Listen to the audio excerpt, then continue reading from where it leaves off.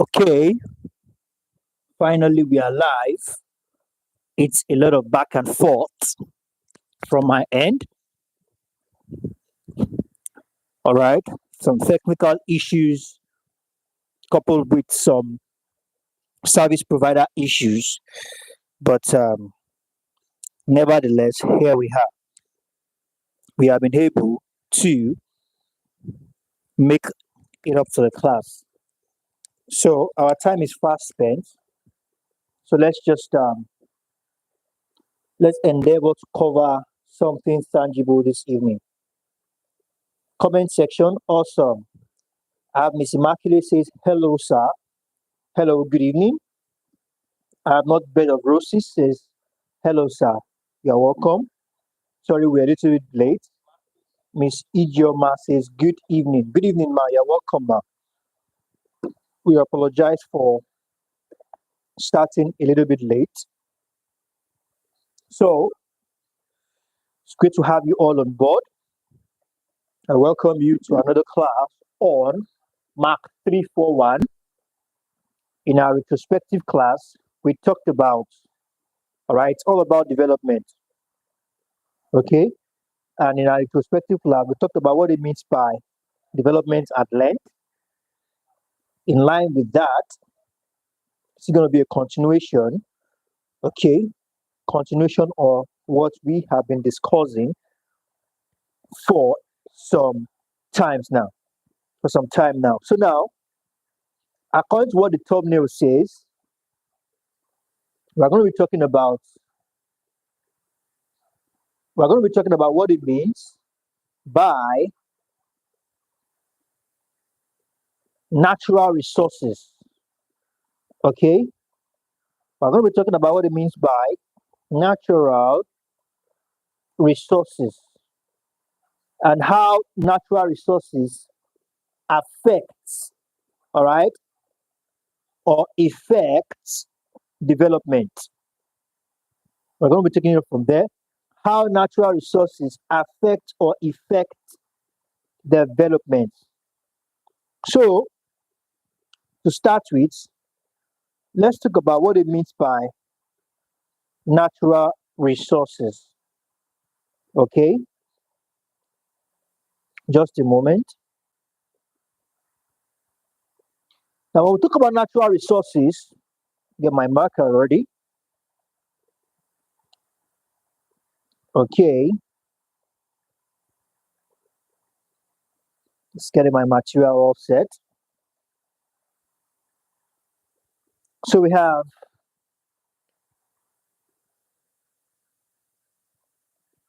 natural resources.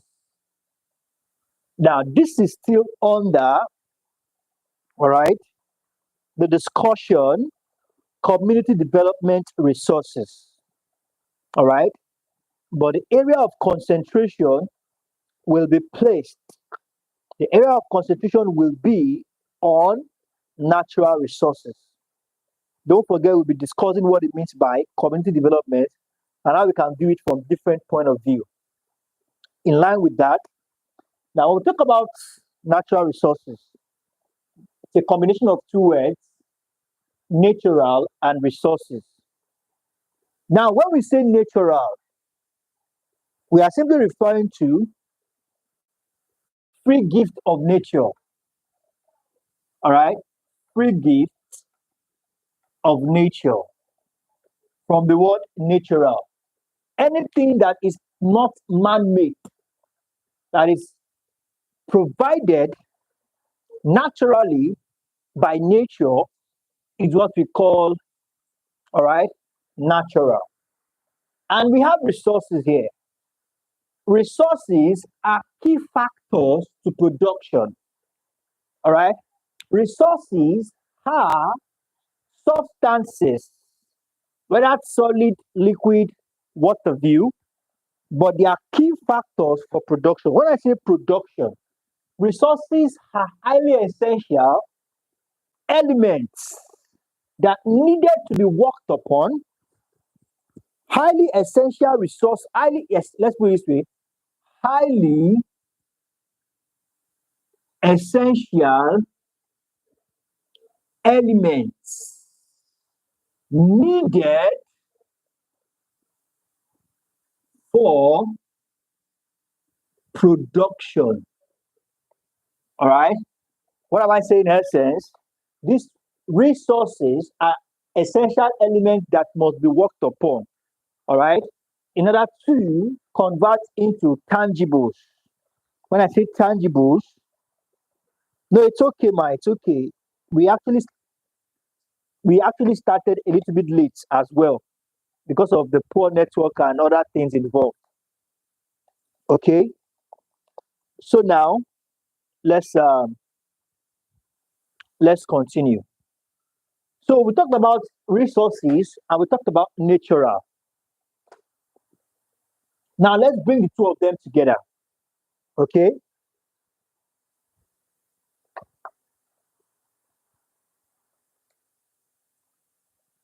Natural resources. Now that we know what it means by nature or natural and what it means by resources. So when we say natural resources, they are talking about all the things that nature provides, all substances provided by nature. It could be land, it could be fresh water, it could be stream water, it could be precious stones, it could be cash crops, it could be food, all right, fruits, legumes, all right, vegetables, name them, all right, name them. The list is endless. So we have that as that. Now let's continue. So now that we know what it means by natural resources, now let's discuss how natural resources can affect what we refer to as community development. Remember, we talked about what it means by community, and we talked about what it means by development. Now, part of effective community development is to be good steward of substances provided by nature. Part of community development, all right, when you say you are developing your community, you need to take good care of those free gifts of nature at the disposal available to your community. Okay, you need to be good stewards, maintain, all right, the environmental, economic, and social balance, all right, of your community. When we talk about that, land should not be abused, air should not be abused, all right, the water should not be polluted, the air should not be polluted. Don't abuse this free gift of nature. As a good steward of your community, you are expected to improve upon them, all right, not to abuse them. So let's take a step further. Like it says here, natural resources include land, air, water, minerals, surface substance, metals and oil, gas, petroleum resources, trees or plants, wildlife, and so on and so forth. Okay? So now let's take a step further. I believe we understand that well enough. Now there's something we call community capacity building. Community capacity building. Community capacity building. Now, we've been talking about community development, and we've also made it clear that everybody in the community has a responsibility. Okay? We all have a responsibility in the development process of our community. So when we now talk about capacity, all right, when we talk about community capacity building, we also need to emphasize on the fact that everybody's capacity is different. Okay? What I can undo as a member of the community, during the process of developing my community, my capacity will be different from another person's capacity. We all cannot have the same capacity when it comes to developing our community. Okay? So now when we talk about community capacity building, now take note, all people and communities have a certain amount of capacity. No one is without capacity, but often we need to develop it. What is important is to realize that the art of capacity building, all right, now it says here, what is important to realize is that the heart of capacity building is people. Now, like I explained, we all have the capacity. All right. This is just re-emphasizing on the fact that community building requires all hands on deck. All right. All people and communities have a certain amount of capacity. All right.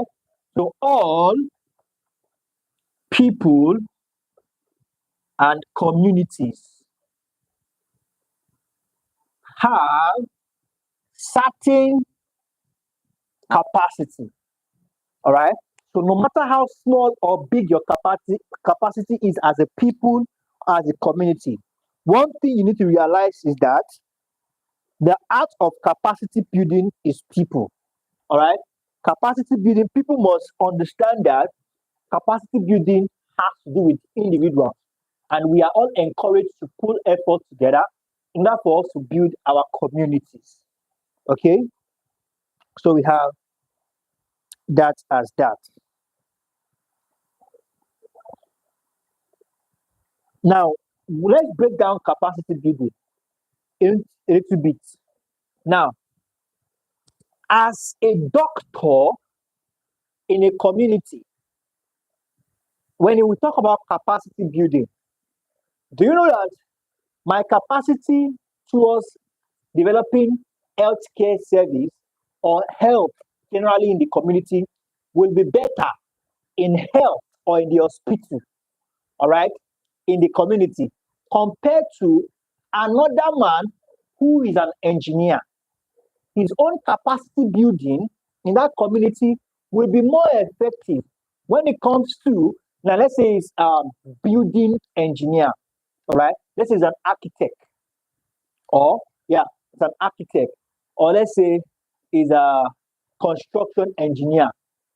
His own capacity building when it comes to developing our community will be effective when it comes to erecting of buildings for the community, or what we call renovation of dilapidated buildings, buildings that are not so good, that are bad structurally. His own capacity building. That's why it is said that all people and community have certain capacity. All right, meaning that there's one thing we are good at, and by the time you contribute what you are good at, I contribute what I'm good at, we will in no time make our community a better place. So we have that as that.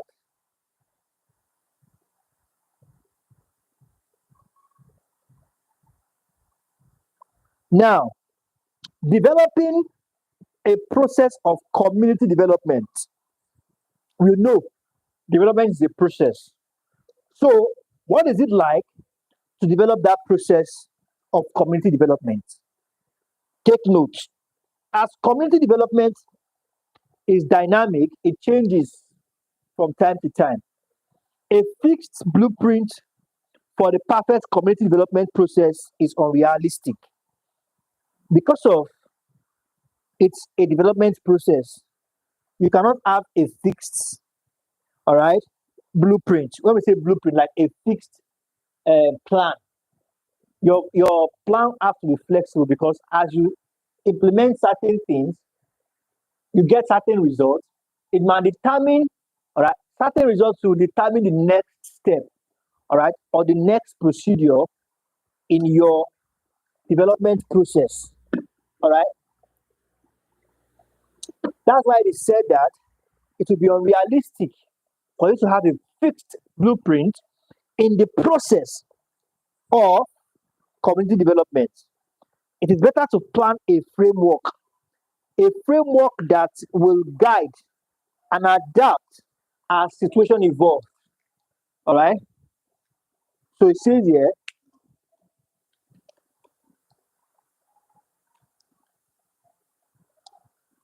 developing,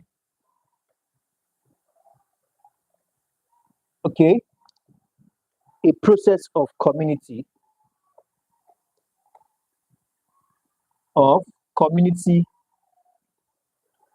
development. So the point here is no fixed blueprint.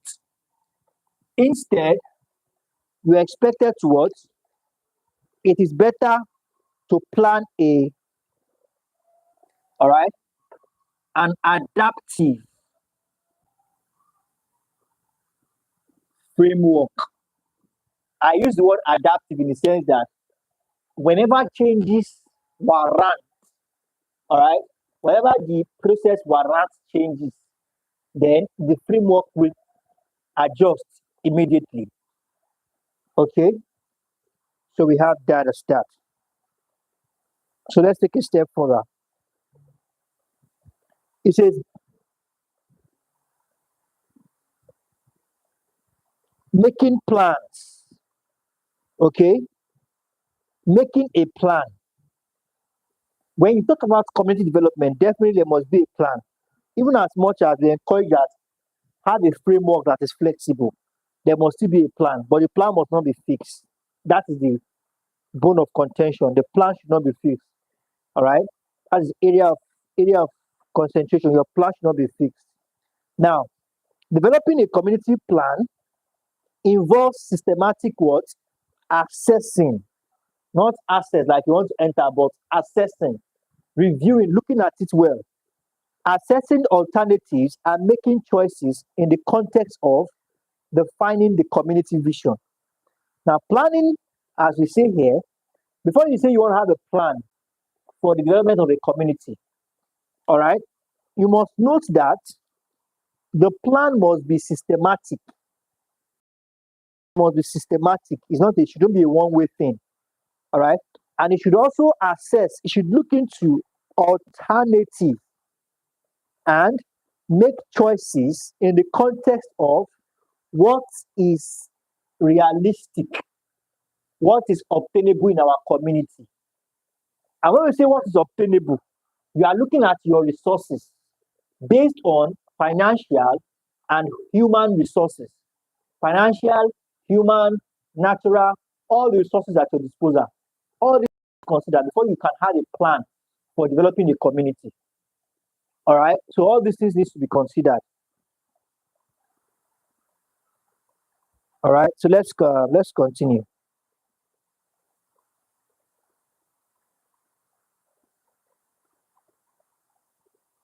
Okay. We have some benefits here. Now I believe you understand the benefits already, and that's not even a problem for those of us in the private class. We are getting the access to that. So those that are not joined yet, all you need to just to reach out to me and let me know that you want to join the private class. All you need to do is just go to our official website. It's www.star.net and use that to send us a direct message. Okay. Now let's quickly talk on the issues and rules of development communication. Okay. Now let's start from the environment. The environment and its relation to development presents an enormous challenge. All right. Environment and its relation to development presents a big challenge. The prime a prime consideration is the proper use and conservation of natural resources. Their abuse, all right, the abuse of forest area with the negative consequence of soil erosion and all right dwindling water resources. Now, what are we saying here? Let me explain this. When we are talking about community development, we want to look at some challenges that can face this process. The very first challenge is the environment. You need to understand it. Like I said earlier, when you are making plans, you need to understand the environment. Okay, sorry about that. That was actually my fault.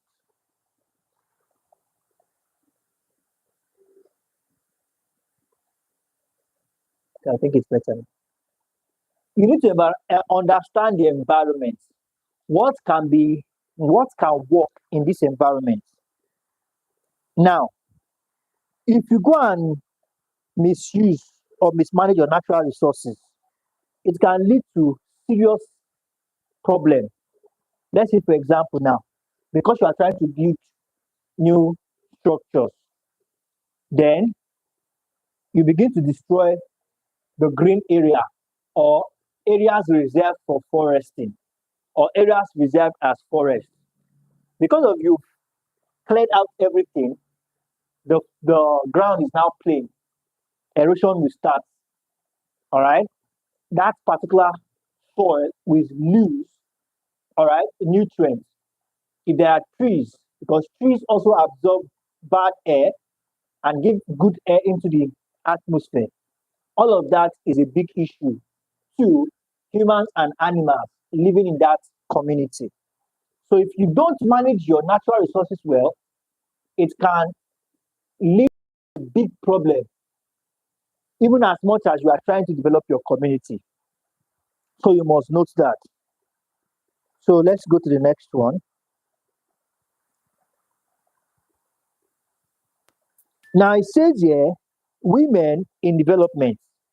We've been talking about development, development, development. Women has a role in development, although the case reverses the case because most of them are being looked down upon. Women in development is another priority issue. According to what Roberts in 1997 says, note that masculine gender is socially valued. Yes, socially, men, masculine gender, men, the same thing. They are more valued socially than women. Why is this so? We're about to find out soon. We're almost done with this class. So just pay attention to details, please. Okay, so this is Robert in 1997. He said the masculine gender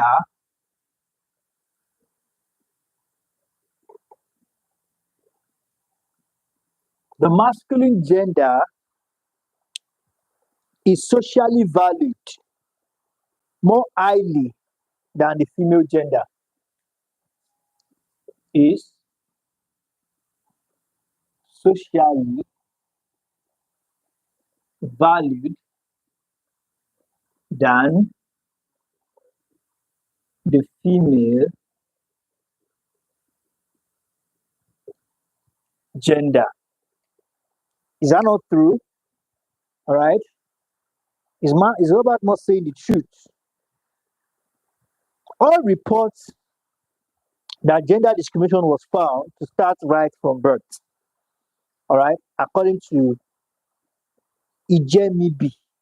Ijemibi said, in line with what Robert said, that basically, when we say masculine discrimination, when we say gender discrimination, it's a thing, a problem that started from birth. All right, except for persons, or it's more of a personality thing, though, a personality thing than the society, or society at large sees masculine as more important and feminine as less important.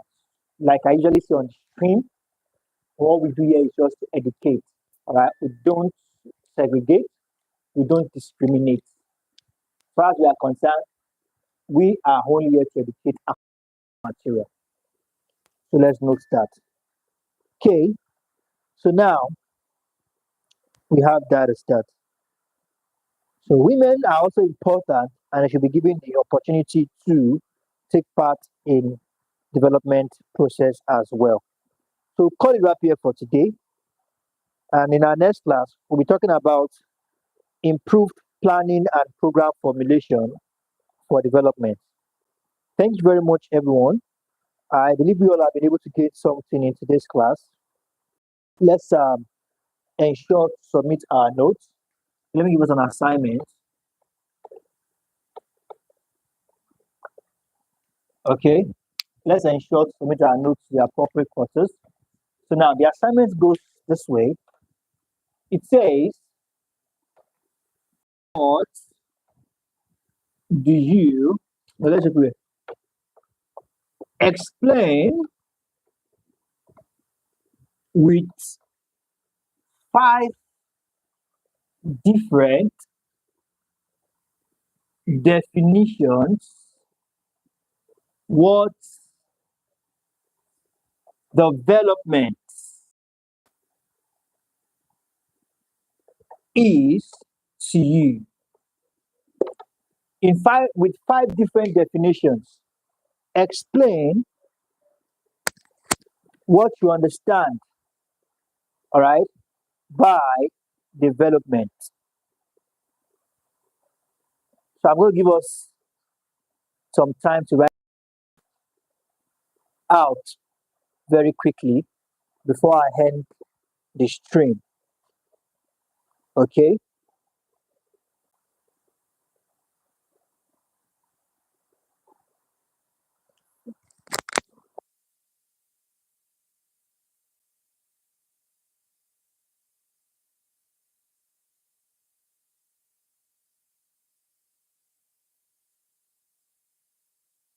Okay.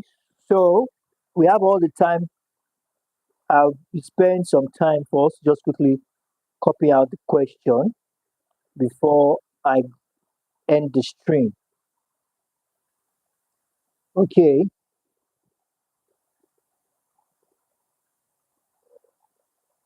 So thank you very much, everyone.